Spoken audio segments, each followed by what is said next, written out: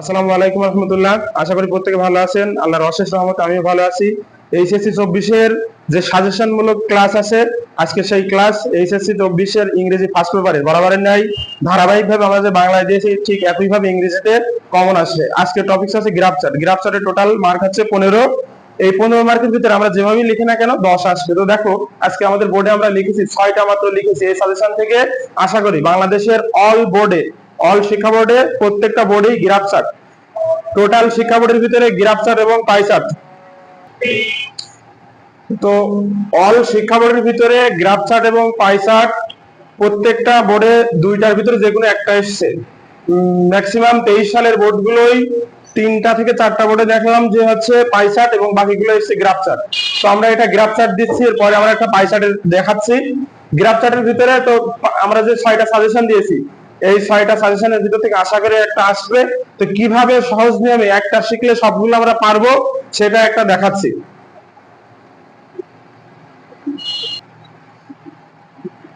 তো গ্রাফ চার্টের একটা প্রশ্ন আমরা লিখেছি, the graph below shows the number of people living below the poverty line from 1995 to 2010.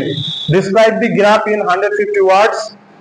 বলেছে যে নিচে একটি গ্রাফ দেয়া হলো, the number of people living below the poverty line, বাংলাদেশের কত পার্সেন্ট মানুষ কত কত সালে দারিদ্র সীমার নিচে বসবাস করতেন তার একটি হিসাব 1995 থেকে 2010 150 শব্দের ভিতরে বর্ণনা করতে বলেছে। গ্রাফের উপরে একটা জিনিস লিখে দেওয়া আছে, the number of people living below the poverty line. আমরা তাহলে যদি এই গ্রাফটা করি তাহলে আমরা কিভাবে লিখবো, একটা গ্রাফ করে কিভাবে প্রত্যেকটা গ্রাফ আমরা বর্ণনা করতে পারবো।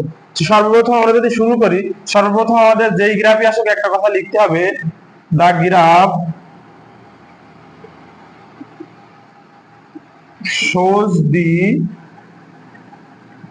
given below।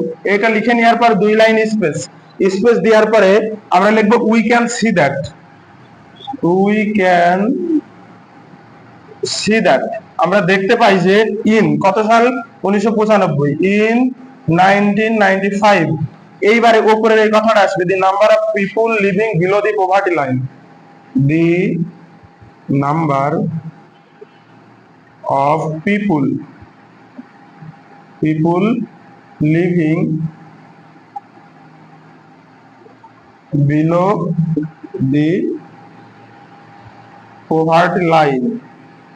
Below the poverty line এর জায়গায় পার্সেন্টেজ দেওয়া আছে আমাদের 35%। শেষ। তাইলে আমাদের এখানে 4টে কথা লিখতে হবে টোটালে। 1995 আমরা দেখেছি দারিদ্র সীমার নিচে বাস করত 35% মানুষ। তারপরে আমরা কি দেখতে পাই, পরে একই ভাষা প্রয়োগ করতে হবে, we can also see that. আমরা আরো দেখতে পাই যে we can also see that in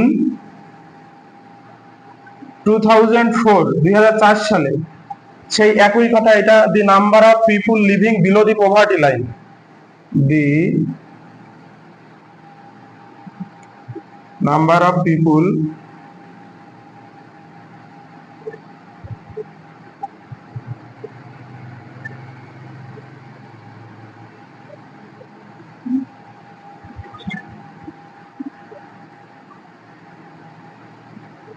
poverty line বাস করতো 44% মানুষ, 44%।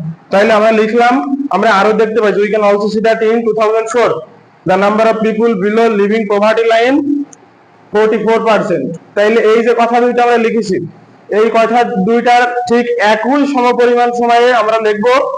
এরপরে we can again see that, আমরা আরো দেখতে পাই যে ইন 2008 সালে আবার একই কথা, দি number of people living below the poverty line, 2008 সালে দারিদ্র সীমার নিচে বাস করত 32.5, 32.5%।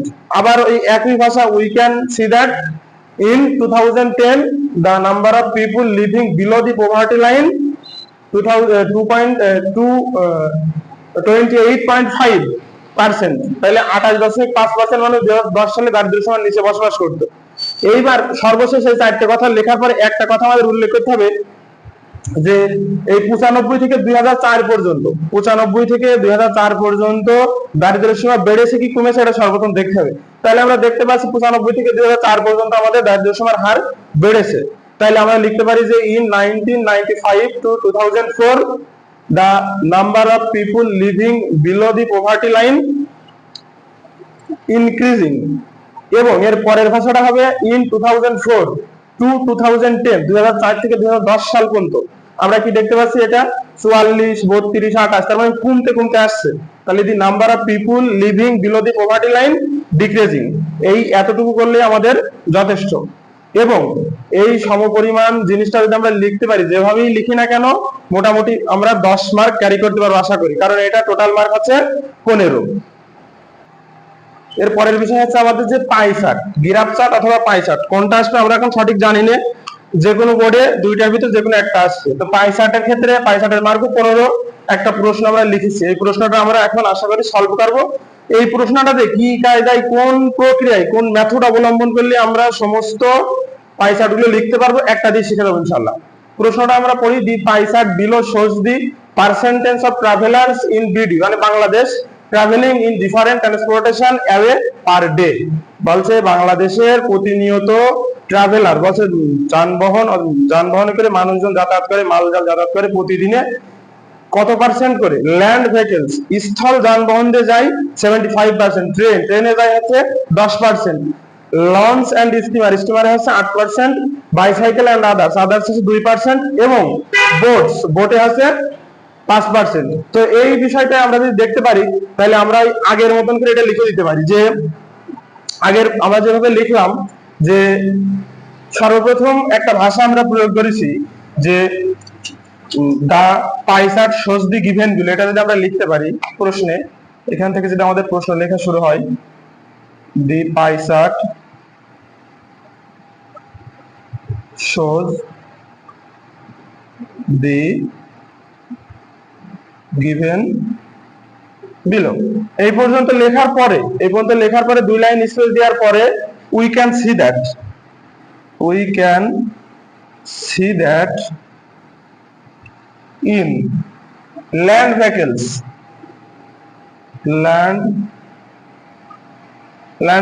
75%, এই পার্সেন্টের এখানে একটা কথা আমাদের লেখা লাগবে, এই যে পার্সেন্ট, এই পার্সেন্ট আমরা না দিয়ে এখান থেকে এটা শুরু করব, percent of the transportation travellers in BD travelling in different transportation away per day, এই কথাটা আমরা বারবার আসবে। তাহলে ওখান থেকে এই কথাটা যদি আমরা লিখে দিই এই পর্যন্ত, এই কথাটা লিখে দেওয়ার পরে পরবর্তীতে আমরা আবার উই ক্যান সি দ্যাট, এটা পরে আমরা লিখব we can also see that, we can also see that, we can also see that লেখার পরে এক নম্বরটা তো আমাদের শেষ, এবার আছে 2 নাম্বার আছে ট্রেন আছে 10%, এই পার্সেন্ট আমরা জায়গা থেকে নিয়েছি, তাহলে percent of the travellers in BD travelling in different transportation away per day. ঠিক একই ভাবে আবার we can again see that এর পর launch and steamer, we can again see that launch and steamer 8, এই জায়গায় 8% of travellers in BD travelling in different transportation away per day. ঠিক একই ভাবে সর্বশেষ বোট, তাহলে we can see that in boat 5% of travelers in BD traveling in different transportation away per day।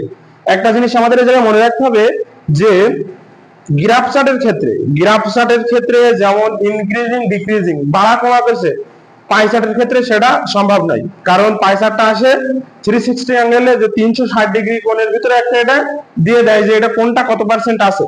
এই জিনিসটা সর্বদা মাথায় রেখে আমাদের এই 4টে কথা আমাদের 5টা কথা আমাদের মোটামুটি লিখে দিলি, আশা করি আমরা যেভাবে যত নরমালাইজ করে লিখি না কেন 10 মার্কের উপরে অবশ্যই পাবো। তো মোটামুটি আজকের ক্লাসের এইগুলো দেখলে আশা করি অবশ্যই উপকৃত হবা।